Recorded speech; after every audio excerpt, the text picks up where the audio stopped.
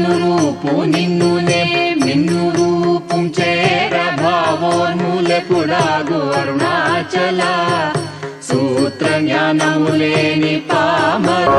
గిరి ప్రదక్షిణలో భాగంగా నైరుతి లింగం రెండో లింగానికి వచ్చామండి. అందరూ కూడా చక్కగా ప్రయాణం చేస్తారు. కొంత చిరుకులు పడుతున్నాయి, అయినప్పుడు కూడా భక్తులందరూ కూడా చాలా బాగా వేలల్లో గిరి ప్రదక్షిణ చేస్తారు. వాయులింగం అండి, ఐదో లింగం. మనకి 3 లింగాలు ఉన్నాయి.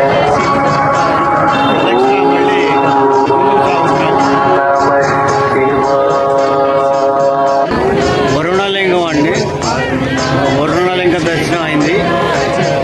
మళ్ళీ గిరి ప్రదక్షిణ మొదలెట్టామండి. ఇప్పటికి 4 లింగాలు దర్శనం అయింది.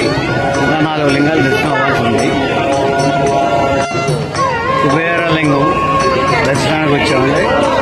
కుబేరలింగం దర్శనానంతరం మళ్ళీ గిరి ప్రదక్షిణ ప్రయాణం తగ్గుతుంది. కుబేరలింగం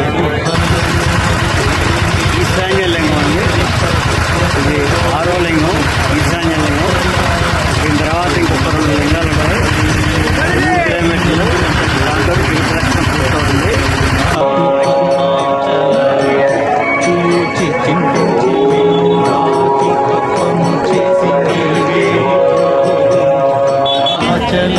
ఇంద్రలింగం దగ్గరికి వచ్చామంటే దర్శనం అయింది.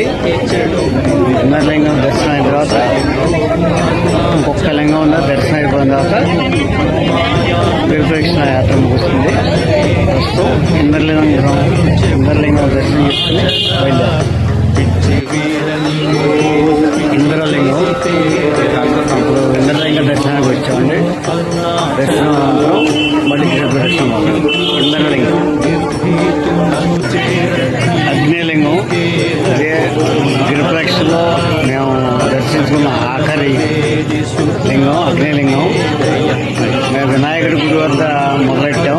ఇప్పుడు వినాయకుడి గుడి దగ్గరికి వెళ్ళి యాత్ర ముగిస్తున్నాం.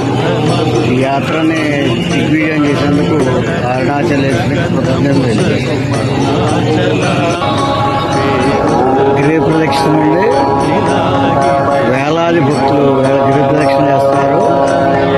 మధ్య మధ్యలో అన్నదానం 25 చోట్ల చేస్తారు. మంచినీళ్ళు కూడా అరేంజ్ చేస్తారు. ఆధ్యాత్మిక సంఘం కూడా అన్నదానాలు చేస్తున్నాయి. కొన్ని వేల మందికి సదుపాయాలు కల్పిస్తూ వారి గిరి ప్రదక్షిణకి సహకరిస్తున్నారు.